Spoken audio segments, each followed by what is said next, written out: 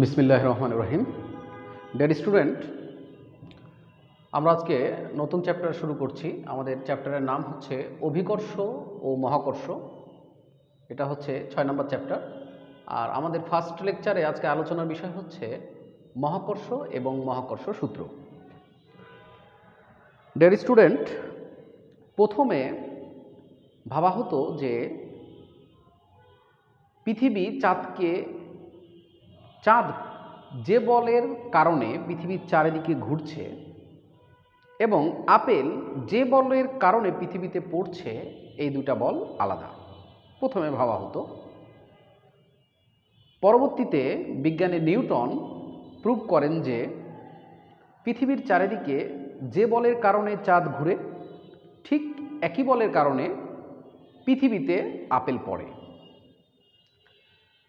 প্রথমে ভাবা হতো যে মহাকাশ সংক্রান্ত যে বস্তুগুলো রয়েছে বা আকাশ সংক্রান্ত যে বস্তুগুলো রয়েছে, যেমন চন্দ্র, সূর্য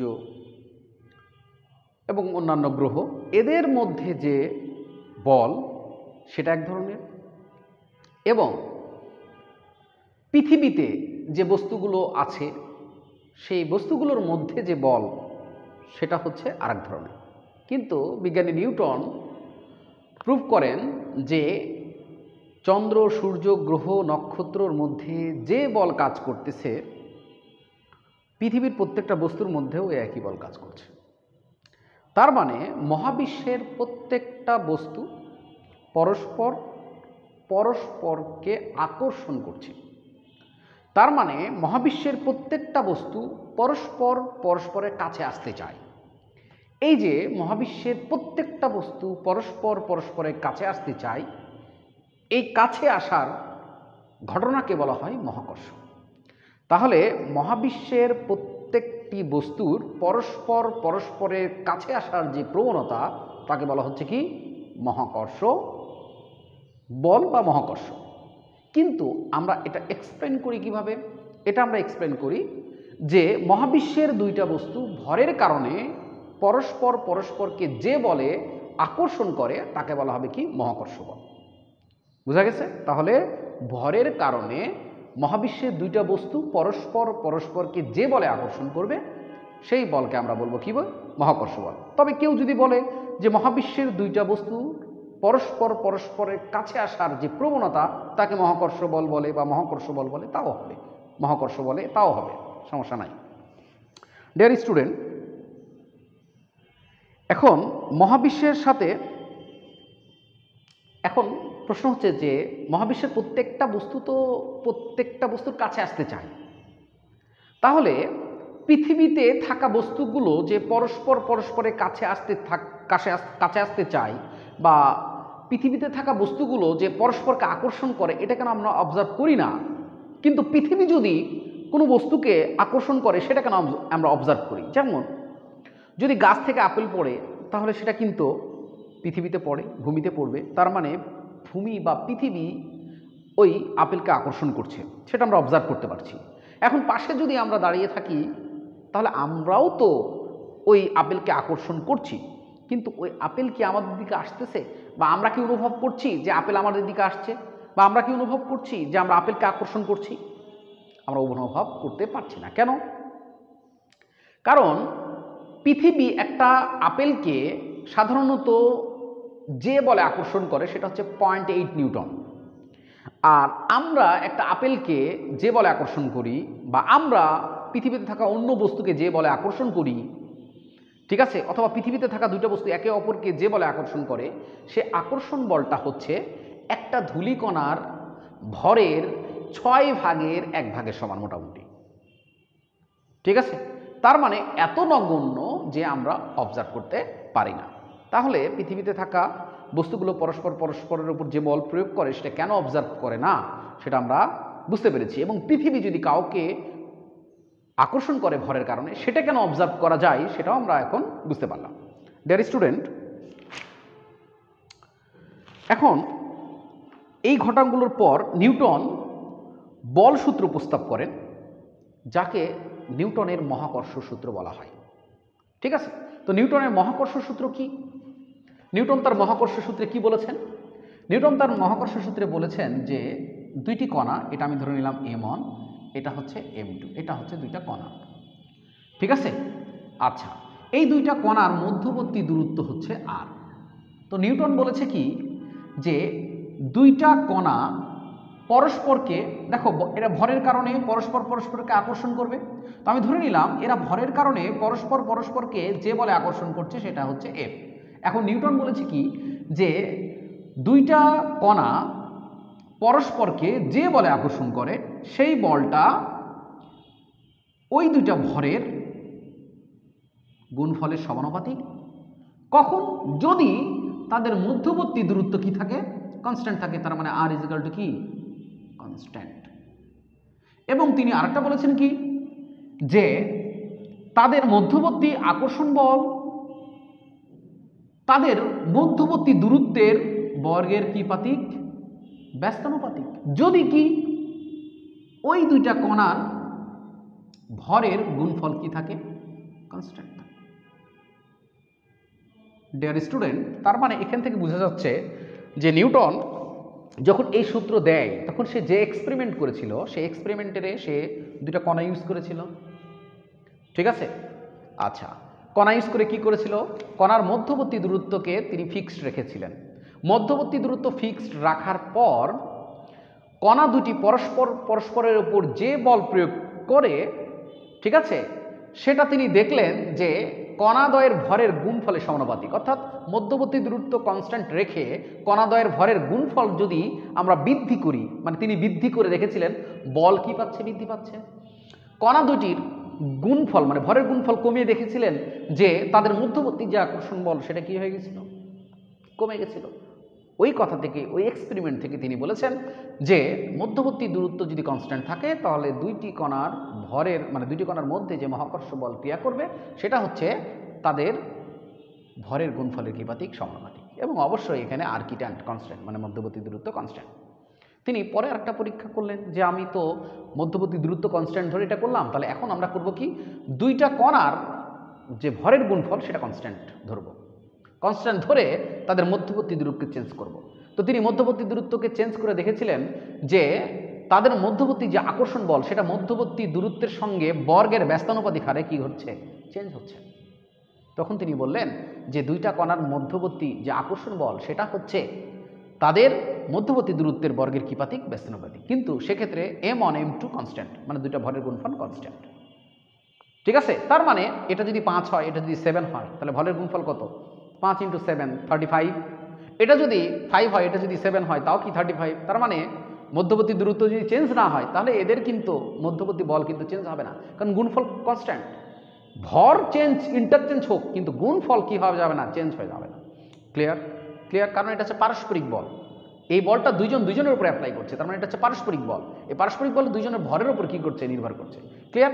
তাহলে এই সূত্রটাকে যদি আমরা একবারে বলি তাহলে হচ্ছে নিউটন যেটা বলেছিল, নিউটনের সূত্র হচ্ছে, শুনে নাও ভালো করে, সেটা হচ্ছে দুইটি কণার মধ্যে আকর্ষণ বল কণা দুটির ভরের গুণফলের সমানুপাতিক এবং তাদের মধ্যবর্তী দূরত্বের বর্গের কিপাতিক ব্যস্তানুপাতিক, এবং বল তাদের সংযোগ সরলরেখা বরাবর কি করে? ক্রিয়া করে।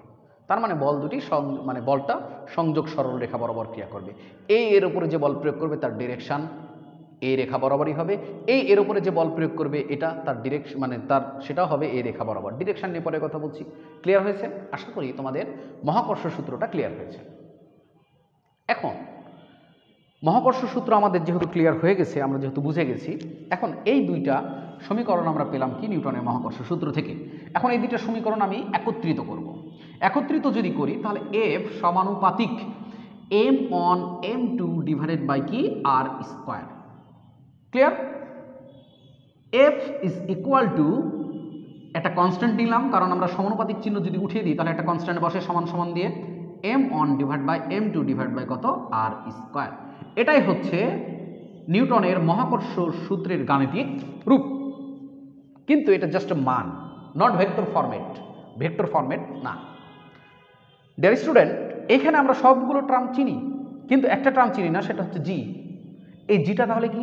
এটা অবশ্যই একটা কনস্ট্যান্ট। তো এই কনস্ট্যান্টের স্পেশাল নাম হচ্ছে এই কনস্ট্যান্টের নাম হচ্ছে মহাকর্ষীয় ধ্রুবক। মহাকর্ষীয় ধ্রুবক, কিন্তু শুধু মহাকর্ষীয় ধ্রুবক না, এটা হচ্ছে সর্বজনীন মহাকর্ষীয় ধ্রুবক। কেন সর্বজনীন বলা হচ্ছে জিকে সর্বজনীন মহাকর্ষ ধ্রুবক? কারণ যে কোনো দুইটা তুমি কণা নিয়ে এক্সপেরিমেন্ট করো না কেন, এই কনস্ট্যান্টের মানটা কনস্ট্যান্ট থাকবে। অর্থাৎ যে কোনো দুইটা কণা নিলা, ওদের মধ্যে যে ফোর্স কাজ করবে ফোর্স নিলা, ওই ফোর্সকে ওই দুইটা কণার গুণফল দ্বারা ভাগ করলা, তাদের মধ্যবর্তী দূরত্বের স্কোয়ার দ্বারা গুণ করলা, যে রেজাল্ট আসবে প্রত্যেক ক্ষেত্রে সেম, প্রায় সেম। তাহলে প্রায় যেহেতু সেম, সকল বস্তুর ক্ষেত্রে যেহেতু এই কনস্ট্যান্ট সেম, তার মানে এটাকে আমরা কি বলবো? সর্বজনীন কনস্ট্যান্ট বলবো। যে কোনো দুটা বস্তুর জন্যও এই কনস্ট্যান্ট শুধু ফিক্সড না, সকল বস্তুর জন্য এই কনস্ট্যান্ট কি? ফিক্সড। এই জন্য একে বলা হয় সর্বজনীন ধ্রুবক। ডিয়ার স্টুডেন্ট, আর এটা যেহেতু এই সূত্রটা যেহেতু যে কোনো দুইটা কণার জন্য অ্যাপ্লিকেবল হবে ডাইরেক্টলি, এই জন্য একে বলা হয় ইউনিভার্সাল ল অফ গ্র্যাভিটেশন। তাহলে এই সূত্রকে বলা হয় ইউনিভার্সাল ল অফ গ্র্যাভিটেশন। ঠিক আছে, ইউনিভার্সাল ল অফ গ্র্যাভিটেশন। আর এই কনস্ট্যান্টটাকে বলা হয় সর্বজনীন ধ্রুবক। ঠিক আছে, আচ্ছা, এখন এই জি এর মানটা কত? এই জি এর মানটা হচ্ছে 6.67 ইন্টু 10⁻⁻11। এর একক কি? নিউটন মিটার স্কোয়ার পার কি? KG square. ক্লিয়ার? এখন একে তুমি যদি ভেঙে ফেলো তাহলে যে ইউনিটটা আসবে সেটা হচ্ছে metre cube divide by K G square second square. এটা এখান থেকে এই একক থেকে এই এককে কনভার্ট করা যায়, আমরা করে নিবা। ঠিক আছে, এ হলো আমাদের নিউটনের মহাকর্ষ সূত্র। ডিয়ার স্টুডেন্ট, এখন আমাদের গুরুত্বপূর্ণ যে কথাটা সেটা হচ্ছে নিউটন যে তার মহাকর্ষ সূত্র দিয়েছে সেটা কি দুইটা বস্তুর জন্য? না, দুইটা বস্তুর জন্য না, দুইটা কণার জন্য যাদের ভর আছে। ক্লিয়ার? আচ্ছা, তাহলে এই সূত্রটা কি? এই সূত্রটা হচ্ছে নিউটনের সূত্র, কিন্তু কার জন্য? কণার জন্য। অর্থাৎ দুইটা কণা পরস্পরকে যে বলে আকর্ষণ করবে সেই বলটা হচ্ছে এটা। অর্থাৎ এই কণাকে এই বলে আকর্ষণ করবে, এই কণাকে এই বলে কি করবে? আকর্ষণ করবে। তার মানে এই সূত্রটা হচ্ছে কণার জন্য। সেকেন্ড কথা হচ্ছে যে এই মহাকর্ষ বল, দুইটা বস্তুর মধ্যে যে মহাকর্ষ বল কাজ করবে এফ, এই মহাকর্ষ বল কিন্তু দুইটা কণার মধ্যবর্তী মাধ্যমের উপর নির্ভর করবে না। তার মানে আমি যদি আমেরিকায় থাকা কাউকে আকর্ষণ করি, আমি যদি একটা কণা হই, আর আমেরিকাতে থাকা একটা লোক যদি একটা কণা হয়, তাহলে আমাদের মধ্যে যে মহাকর্ষ বল সেটা হচ্ছে এটা। এখানে আমি আমার ভর বসাবো, এখানে আমি আরেকজনের ভর বসাবো, আমাদের মধ্যবর্তী ডিস্টেন্স বসাবো। মাঝখানে কি আছে এটা দেখার দরকার নাই, এবং এই সূত্রও সেটা মিন করছে না। এই সূত্রতে কি এমন ফ্যাক্টর আছে যেটা মাঝখানে, মানে দুইটা কণার মাঝখানে কে আছে সেটা কি মিন করে? না, করে না। তার মানে দুটি কণার মধ্যে যে আকর্ষণ বল নির্ণয়ের সূত্র, এটা মাধ্যমের উপর কি করে না? নির্ভর করে না। তার মানে দুইটা বস্তুর মধ্যে যে আকর্ষণ বল সেটা কিন্তু মাধ্যমের উপর নির্ভর করে না। অর্থাৎ মহাকর্ষ বল মাধ্যমের উপর কি করে না? নির্ভর করে না। ওকে ডিয়ার স্টুডেন্ট, এখন আমাদের যে মেইন কথা সেটা হচ্ছে যে এই সূত্র শুধুমাত্র দুইটা কণার মধ্যে মহাকর্ষ বল নির্ণয়ের সূত্র। এখন চন্দ্র এবং সূর্যের মধ্যে, চন্দ্রের ভর আছে, সূর্যের ভর আছে। এখন চন্দ্র এবং সূর্যের মধ্যবর্তী আকর্ষণ বল যদি আমরা নির্ণয় করতে চাই, তাহলে কি এই সূত্র আমরা অ্যাপ্লাই করতে পারবো? কারণ এই সূত্র তো শুধু কণার জন্য অ্যাপ্লাই, কণা ছাড়া তো অ্যাপ্লাই করা যাবে না। ঠিক আছে, তাহলে এই সূত্র আমরা কি অ্যাপ্লাই করতে পারবো? হ্যাঁ, পারবো। কেন পারবো? কারণ চন্দ্র এবং সূর্যের দূরত্ব এত বেশি যে দূরত্বের তুলনায় তাদের আকারকে কণার মতো বিবেচনা করা যাবে। তাহলে কণার মতো যদি বিবেচনা করতে পারি আমরা, তাহলে তাদের ক্ষেত্রে আমরা যে মহাকর্ষ বল সেটা আমরা এই সূত্রে অ্যাপ্লাই করে বের করতে পারবো। ক্লিয়ার? ওকে, তাহলে এখন থেকে আমরা খেয়াল করব যে যদি দুইটা বস্তুর মধ্যবর্তী দূরত্ব বস্তুর আকারের তুলনায় অনেক বেশি হয়ে যায়, তাহলে ওই দুইটা বস্তুকে ওদের মধ্যবর্তী দূরত্বের তুলনায় কণা হিসাবে বিবেচনা করা যাবে। আর কণা হিসাবে বিবেচনা করা গেলে ডাইরেক্টলি এই সূত্র ইউজ করে আমি ওই দুইটা বস্তুর মধ্যবর্তী যে মহাকর্ষ বল আছে সেটা বের করতে পারবো। ক্লিয়ার? ওকে ডিয়ার স্টুডেন্ট, এখন আমাদের হাতে আর একটা কোশ্চিন। সে কোশ্চিনটা হচ্ছে যে পৃথিবী, এটা ধরে নাও পৃথিবী, এটা পৃথিবী, ঠিক আছে, এটা পৃথিবী, আর এটা ধরে নাও আপেল, পৃথিবীর ও পৃষ্ঠের ওপর আপেল আছে। তাহলে এখন পৃথিবী এবং আপেলের মধ্যে যে মহাকর্ষ বল সেটা বের করার জন্য কি ডাইরেক্টলি এই সূত্রে অ্যাপ্লাই করা যাবে? কারণ এখানে তো আপেল এবং পৃথিবীর আকারের তুলনায় তাদের মধ্যবর্তী যে ডিস্টেন্স, সে ডিস্টেন্স তো ছোট। তার মানে তাদেরকে কণা হিসাবে তো বিবেচনা করা যাবে না। তাহলে তাদের ক্ষেত্রে মহাকর্ষ বল যদি আমি বের করতে চাই, তাদের মধ্যবর্তী পারস্পরিক মহাকর্ষ বল, তাহলে এই সূত্র কি ইউজ করা যাবে ডাইরেক্টলি? এখন আমরা সেটা সমাধান করে খুঁজে বের করব। তো পৃথিবী এবং আপেল এই সমস্যার সমাধান দিয়েছে বিজ্ঞানী নিউটন তার সেল থিওরিয়ামের মাধ্যমে। তাহলে আমরা যদি নিউটনের সেল থিওরিয়ামটা ভালোভাবে বুঝতে পারি, তাহলে ইনশাল্লাহ যে পৃথিবী এবং আপেলের মধ্যে মহাকর্ষ সূত্র ডাইরেক্টলি এটা অ্যাপ্লাই করা যাবে কিনা সেটা আমরা বলতে পারবো। তাহলে আমরা সেল থিওরিয়ামটা দেখি, ঠিক আছে ডিয়ার স্টুডেন্ট? সেল থিওরিয়ামটা হচ্ছে সেল থিওরাম, ঠিক আছে? Sell theorem. সেল থিওরাম কি বলেছে? সেল থিওরামকে দুই পার্টে আমরা ভাগ করতে পারি। তো নিউটন কি বলেছে? একটা পার্ট আমি লিখছি সেল থিওরামের, সেটা হচ্ছে যে একটি সুষম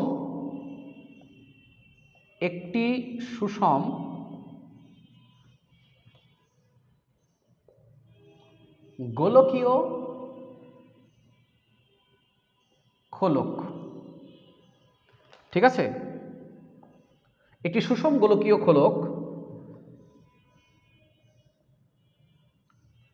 খোলকের বাইরে থাকা একটি কণাকে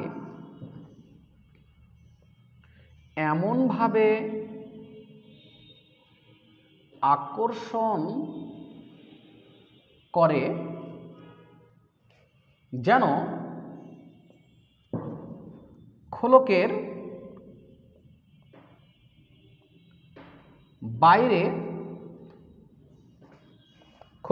বাইরের এমনভাবে আকর্ষণ করে যেন খোলকের সকল ভর খোলকের কেন্দ্রে কেন্দ্রীভূত।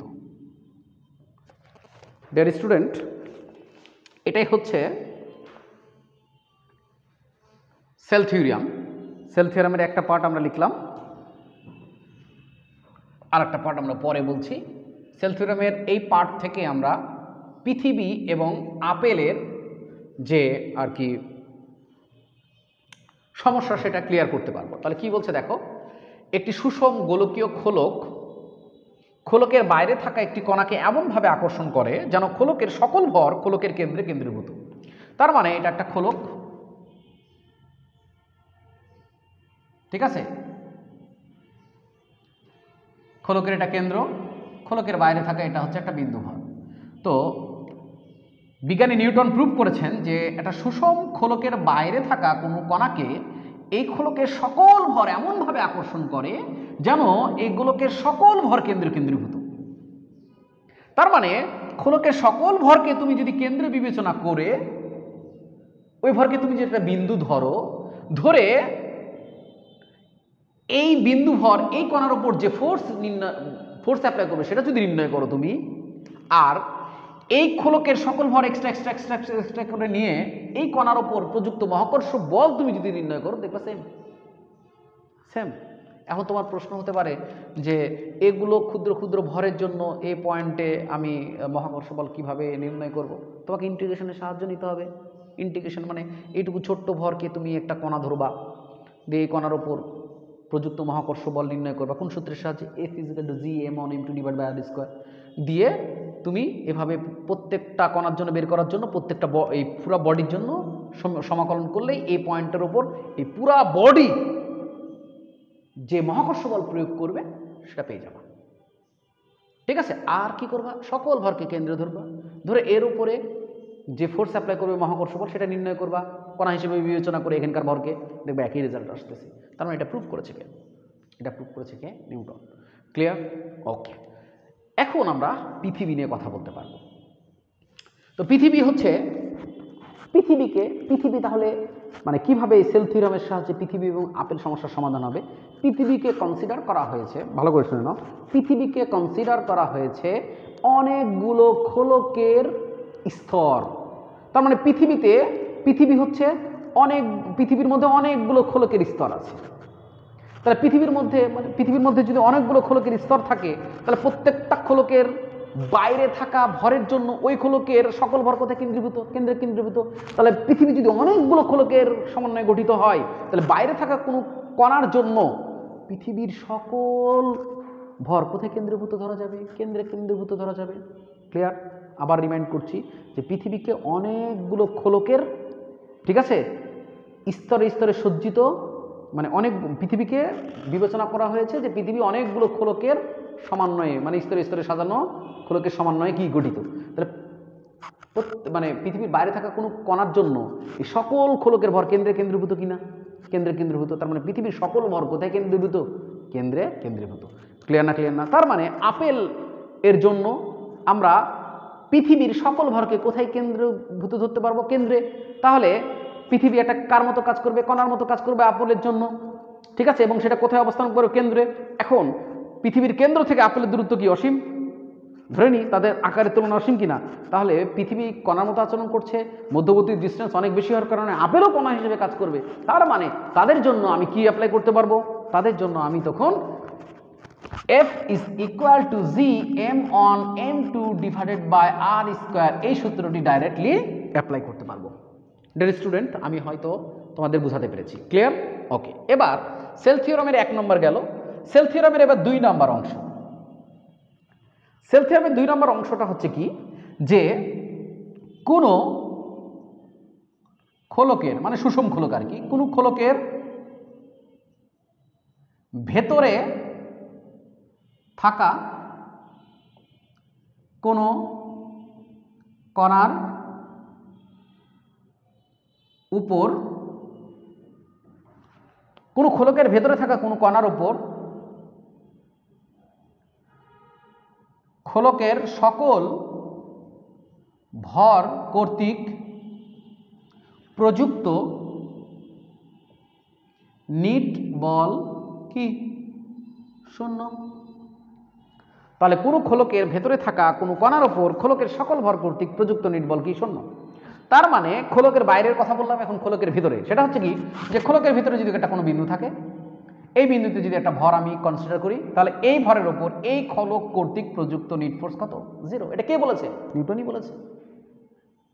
এখন তুমি যদি কি করতে যাও, তুমি যদি এটা ম্যাথমেটিক্যালি চিন্তা করতে যাও, তাও সঠিক, ঠিক আছে।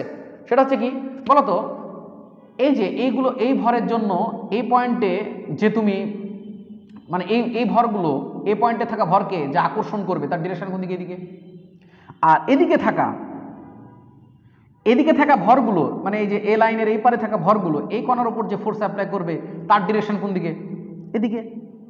মানে এইদিকে যে ভরগুলো থাকবে সেই ভরগুলো এর উপর যে ফোর্স অ্যাপ্লাই করবে তার নিট বল এদিকে হবে। আর এদিকে থাকা ভরগুলো এর উপর যে আকর্ষণ করবে তার নিট ডিরেকশন ধরে নাও এদিকে হবে। তাহলে দুইটাই ডিরেকশন পরস্পর কি? বিপরীতমুখী। হ্যাঁ, এবং দুইটাই বলে কি হবে? সমান হবে। এখন তোমার প্রশ্ন হচ্ছে, এদিকে থাকা ভরগুলো তো কম আর এদিকে থাকা ভর তো বেশি, তাহলে এদিককার ভরের জন্য এর উপর ফোর্স বেশি হবে আর এদিকের ভর জন্য ফোর্স দিকে কি হবে? কম হবে। কিন্তু না, ভরের উপর কি শুধু ফোর্স নির্ভর করে না, দূরত্বের উপর। দেখো এখানে ভর কম, এদিককার ভর কম, কিন্তু দূরত্ব কি? কম। তার মানে ফোর্স কি? এই দূরত্ব কম হওয়াটা ফোর্স কি ইনক্রিজ করবে না? কারণ ব্যস্তানুপাতিক সম্পর্ক। আবার এদিকের ভর বেশি কিন্তু দূরত্ব আবার কি? বেশি। কারণ দূরত্ব বেশি হওয়ার বা ভর বেশি হওয়ার কারণে বল যেটা বৃদ্ধি পেত, দূরত্ব বেশি হওয়ার কারণে সেই হারে বলটা কি হয়ে যাবে? কমে যাবে। তার মানে এদিককার বল আর এদিককার বল কি হবে? সমান হবে। ঠিক আছে, তখন এই খোলকের ভিতরে থাকা কোনো বস্তুর উপরে নিট ফোর্স কত হয়ে যাবে? 0 হয়ে যাবে। তাহলে কি বললাম আমরা কি বুঝতে পারলাম সেল থিওরাম থেকে? আমরা সেল থিওরাম থেকে যেটা বুঝতে পারলাম যে কোনো খোলকের বাইরে যদি কোনো বিন্দু ভর থাকে, তাহলে তার জন্য ওই খোলকের সকল ভরকে তুমি কেন্দ্রে কেন্দ্রীভূত ধরতে পারবা। অর্থাৎ ওই খোলক একটা বিন্দুর মতো আচরণ করবে এবং তার সকল ভর কেন্দ্রে কেন্দ্রীভূত থাকবে। ক্লিয়ার? ওকে। এবং খোলকের ভিতরে যদি কোনো বিন্দু ভর থাকে, তাহলে তার জন্য, ঠিক আছে, খোলকের সকল ভর যে ফোর্স অ্যাপ্লাই করবে তার নিট 0। তার নিট কি? 0। ক্লিয়ার? ওকে। তাহলে আমরা যদি একটা এক্সাম্পল ক্রিয়েট করি, সেটা হচ্ছে এরকম যে আমরা পৃথিবীর কথাই বিবেচনা করি, যেটা আমাদের পরে কাজে দিবে। হ্যাঁ,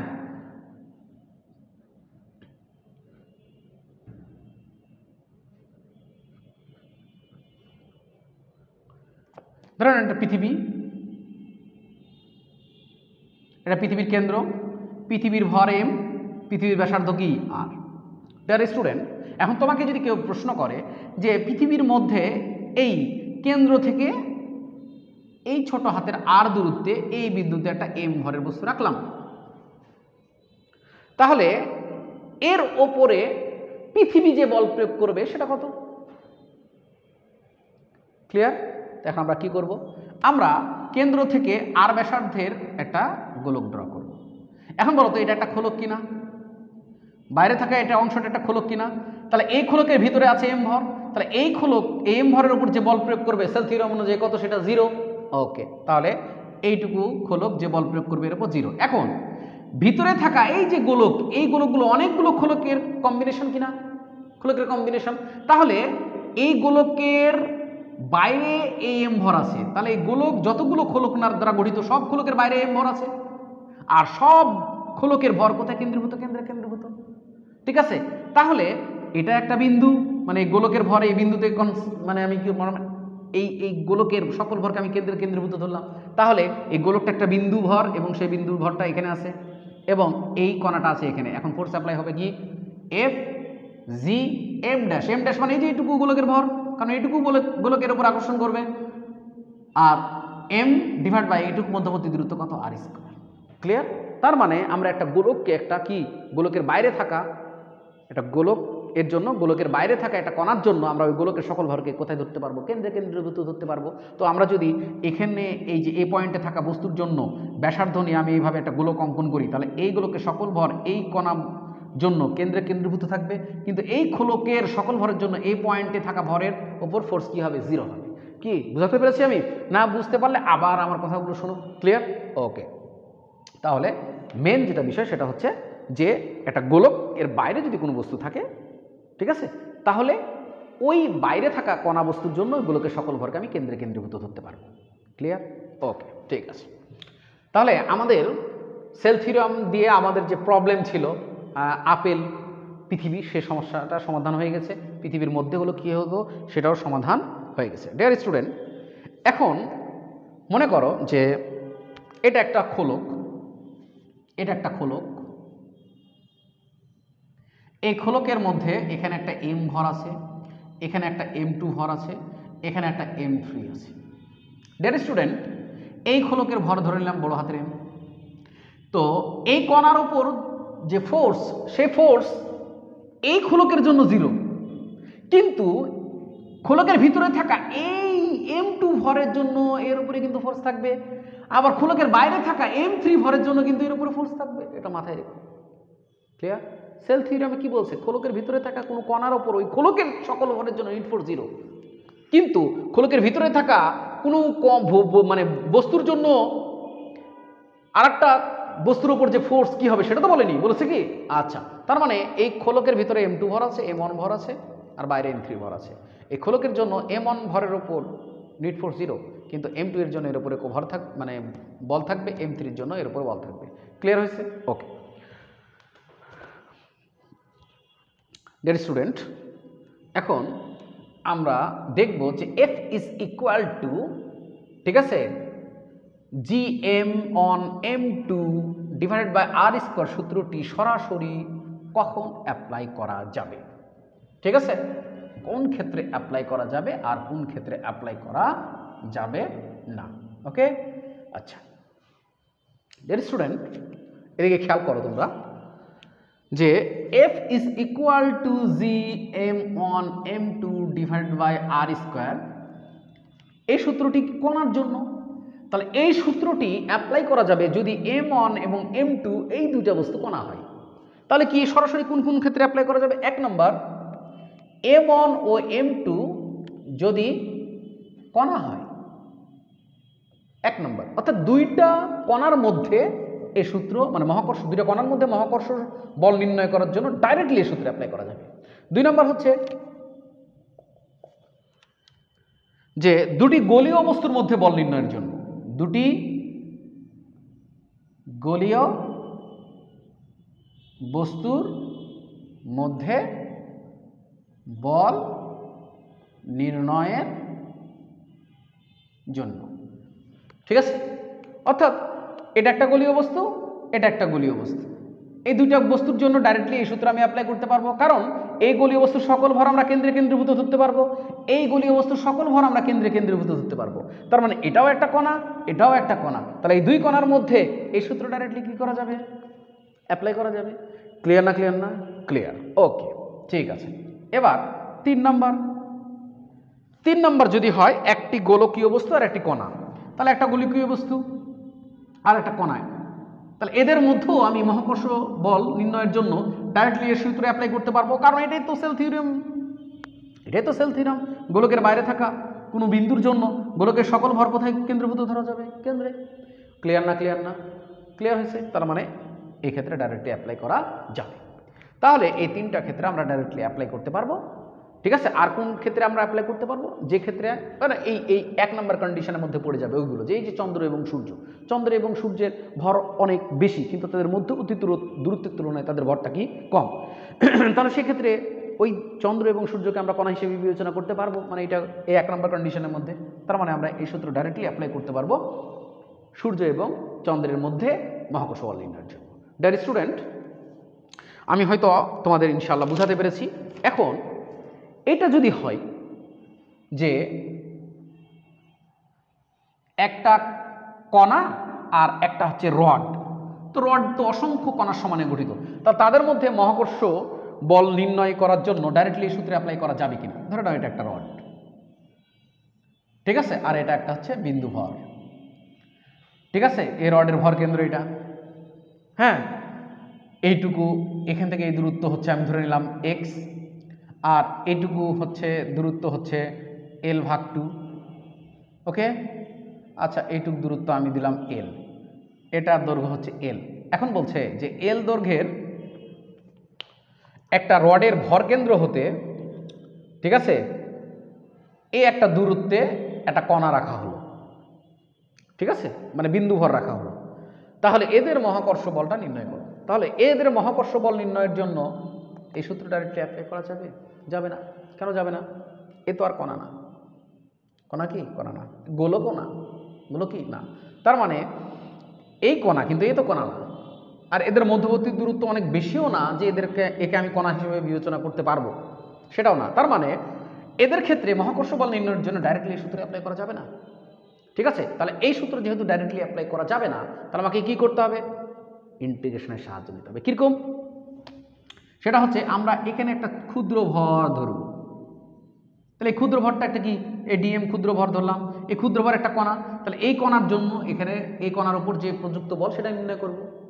এরকমভাবে এই দণ্ডে যতগুলো কণা আছে সবগুলো কণার জন্য আমি আলাদা আলাদাভাবে কি করব, এই সূত্রে অ্যাপ্লাই করে এই বস্তুর উপর বল কি করব, নির্ণয় করব, দিয়ে সবগুলো বলকে আমরা কি করে দেব, যোগ করে দেব। তাহলে এই রড আর এই কণার মধ্যে যে আকর্ষণ বল সেটা পেয়ে যাব। তো এই কণা, এই রডের মধ্যে তো কোটি কোটি কণা আছে, তারপর কোটি কোটি ক্যালকুলেশন করতে পারবো। তাহলে কি করতে হবে? ইন্টিগ্রেশন করতে হবে। তার মানে এখানে আমাকে যে ইন্টিগ্রেশনের সাহায্য নিতে হবে সেটা হচ্ছে সিঙ্গেল ইন্টিগ্রেশন।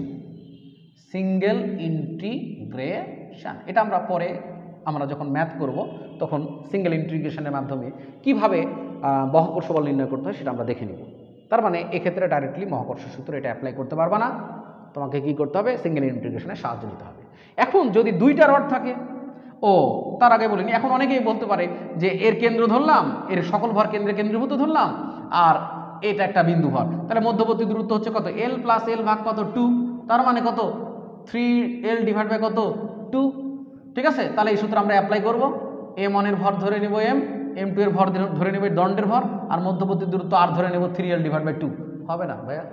হবে না, হবে না। এটা সেল থিওরিয়াম এর মতো যদি তুমি গোলকের সকল ভরকে কেন্দ্রে কেন্দ্রীভূত ধরে নিয়েছিলা, এটাও যদি ধরে নাও হবে না, কারণ এটা not proved. Clear?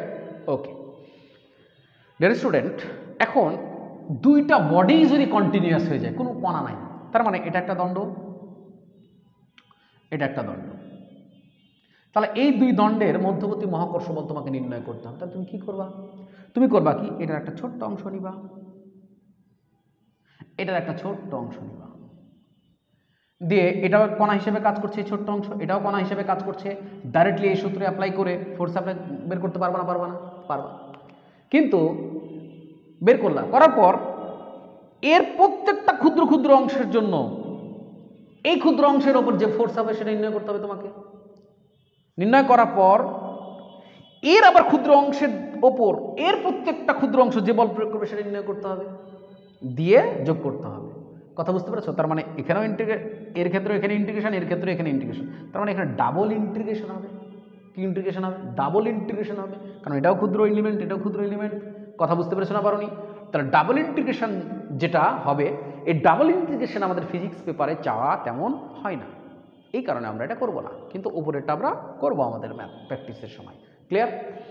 Dear student, আমি হয়তো তোমাদের মহাকর্ষ এবং মহাকর্ষ সূত্র সম্পর্কে ক্লিয়ার কনসেপ্ট দিতে পেরেছি আল্লাহর রহমতে।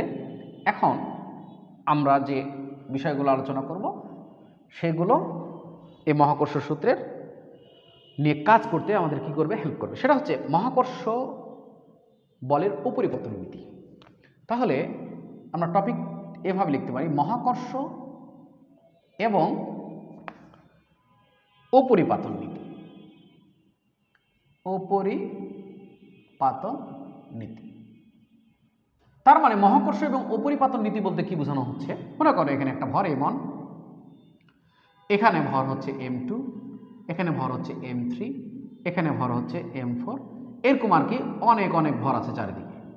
এখন তোমাকে বলল যে m1 ভরের ওপর চারিদিকে যে n সংখ্যক ভর আছে, সে n সংখ্যক ভর m1 এর ওপর যে ফোর্স অ্যাপ্লাই করবে সে ফোর্সটা তুমি কি করো? নির্ণয় করো। তাহলে কি করবা তুমি?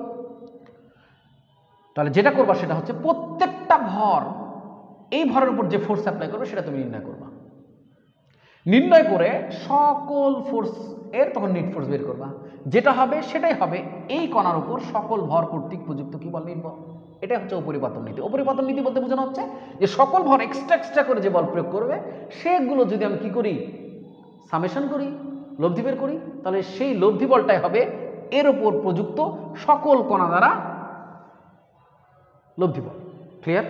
ওকে। তো ধরে নিলাম m1 এর ওপর তিনটাই কণা ধরে নিলাম, m এর ওপর m1, m2, m3, এই তিনটা ভর এর উপর বল প্রয়োগ করছে।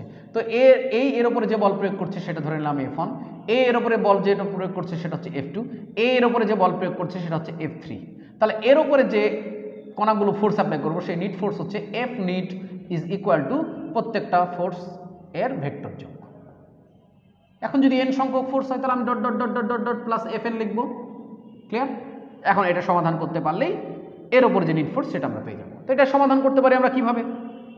এটা সমাধান করতে পারি ভেক্টরের যোগ বিয়োগ আমরা করছি, ভেক্টরের যোগ করছি সেই অনুযায়ী। সেটা হচ্ছে যে অনেকগুলো ফোর্সের আমরা লব্ধি বের করতে পারি কি? সামান্তরিক সূত্রের সাহায্যে। আবার আমরা ভেক্টর উপাংশের সাহায্য করতে পারি। আমাদের যেটা সুবিধা হবে আমরা সেটাই করব। ক্লিয়ার? এটা আমরা ম্যাথে দেখব যে এটা নিয়ে আমরা কিভাবে কাজ করব। তবে এতটুকু বুঝাতে পেরেছি যে একটা কণার ওপর অন্যরা যে বল প্রয়োগ করবে সেগুলো এক্সট্রাভাবে নির্ণয় করব, করে সবগুলো তখন ভেক্টর লব্ধি আমরা কি করব? বের করব। তাহলে ভেক্টর লব্ধি যদি বের করতে পারি তাহলে ওখানে মানও থাকবে, দিকও থাকবে। এটাই হচ্ছে উপরিপাতন নীতি। উপরিপাতন নীতি বোঝানো হয়েছে যে সকলে তার উপর যে নিট ইফেক্টটা দিবে সেই ইফেক্টটা কি? সকলেই প্রত্যেক আলাদা আলাদাভাবে যে ইফেক্টটা দিবে সেই ইফেক্টটা বের করে যোগ। ক্লিয়ার? ওকে। ডিয়ার স্টুডেন্ট, মহাকর্ষ এবং উপরিপাতন নীতি আশা করি ইনশাআল্লাহ বুঝাতে পেরেছি তোমাদের। এখন আমরা আলোচনা করব মহাকর্ষ বলের ডিরেকশন নিয়ে। ঠিক আছে? মহাকর্ষ বলের ডিরেকশন নিয়ে, মহাকর্ষ বলের দিক। আমাদের টপিক হচ্ছে মহাকর্ষ বলের দিক এবং মহাকর্ষ বলের ভেক্টর রূপ। ঠিক আছে? তাহলে মহাকর্ষ বলের দিক এবং মহাকর্ষ বলের কি রূপ? ভেক্টর রূপ। ওকে, তাহলে আমরা এখানে একটা কণা দিলাম, m1, এখানে একটা কণা দিলাম m2। দ্যাট স্টুডেন্ট মধ্যবর্তী দূরত্ব ধরে নিলাম আমরা r। ক্লিয়ার? আচ্ছা, তাহলে m1 এবং m2 পরস্পরের উপর যে বল প্রয়োগ করবে সে বলটা হচ্ছে F = G m1 m2 / কত r²। তার মানে m1 m2 এর উপর যে বল প্রয়োগ করবে তার মান হচ্ছে এটা, আবার m2 m1 এর উপর যে বল প্রয়োগ করবে তার মানও হচ্ছে এটা। এখন m1 m2 কে কি করবে? আকর্ষণ করবে। কার দিকে? নিজের দিকে। তাহলে m1 m2 এর উপর যে বল প্রয়োগ করবে তার ডিরেকশন হচ্ছে এদিকে, এবং ধরে নিলাম এটা F1 = G m1 m2 / কত r²। আবার m2 m1 এর উপর যে বল প্রয়োগ করবে তার ডিরেকশন কোন দিকে? m2 m1 কে আকর্ষণ করবে, তার মানে m2 m1 কে এদিকে টানবে। তার মানে m2 m1 এর উপর যে বল প্রয়োগ করবে তার ডিরেকশন হচ্ছে এদিকে। আমি ধরে নিলাম এটা হচ্ছে F2, তাহলে F2 = G m1 m2 / কত r²। তাহলে মহাকর্ষ বলের দিক কি? মহাকর্ষ বলের দিক হচ্ছে যে বল অ্যাপ্লাই করবে তার দিকে, যে বল অ্যাপ্লাই করবে তার দিকে। ঠিক আছে? তাহলে m1 m2 এর উপর যদি মহাকর্ষ বল অ্যাপ্লাই করে, তাহলে m2 এর উপরে m1 যে মহাকর্ষ বল অ্যাপ্লাই করলো তার ডিরেকশন কোন দিকে? m1 এর দিকে। m2 যদি m1 এর উপর ফোর্স অ্যাপ্লাই করে তাহলে তার ডিরেকশন হচ্ছে m2 এর দিকে। ক্লিয়ার না? ক্লিয়ার না? ক্লিয়ার। এখন খেয়াল করো তো, m1 m2 পরস্পরের উপর যে ফোর্স অ্যাপ্লাই করলো সেই দুটা মান সেম, কিন্তু ডিরেকশন আলাদা। তার মানে আমরা এখানে যদি লিখি তাহলে F1, ঠিক আছে, = -F2। ঠিক আছে? তার মানে F1 আর F2 সমান, কিন্তু কি মুখী? বিপরীতমুখী। তার মানে F1 আর F2 এর মান সেম, কিন্তু ডিরেকশন কি? বিপরীত। তার মানে দুইটা কণা যখন পরস্পরকে আকর্ষণ করে, ঠিক আছে, তখন তাদের যে ফোর্স পেয়ার আছে, বল আছে, সেটা কি নিউটনের তৃতীয় সূত্রকে সমর্থন করছে কিনা? তার মানে আমরা বলতে পারি মহাকর্ষ সূত্র নিউটনের তৃতীয় সূত্রকে কি করে? সমর্থন করে। ক্লিয়ার হয়েছে ডিয়ার স্টুডেন্ট? ওকে, এখন আমরা যে কাজটা করব সেটা হচ্ছে ডিয়ার স্টুডেন্ট, যে এখন আমরা মহাকর্ষ বলের ভেক্টর রূপ দেখব। ঠিক আছে? অনেক সময় চাই পরীক্ষাতে মহাকর্ষ বলের ভেক্টর রূপ, তো আমরা এখন মহাকর্ষ বলের ভেক্টর রূপটা দেখে নেব। হ্যাঁ, মিশিয়ে দিলাম।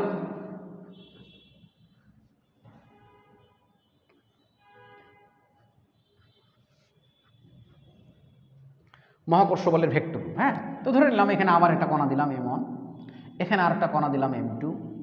ঠিক আছে? মধ্যবর্তী ডিস্টেন্স হচ্ছে r। হ্যাঁ, এখন পরস্পরের উপর যে বল প্রয়োগ করবে সেটা হচ্ছে G m1 m2 / কত r²। তো আমরা এখন জানতে চাচ্ছি m1 m2 এর উপর যে ফোর্স অ্যাপ্লাই করবে সেটা ধরে নিলাম F1। তাহলে মান কত? G m1 m2 / কত r²। তো এটা ভেক্টর ফরম্যাটে প্রকাশ করতে চাচ্ছি।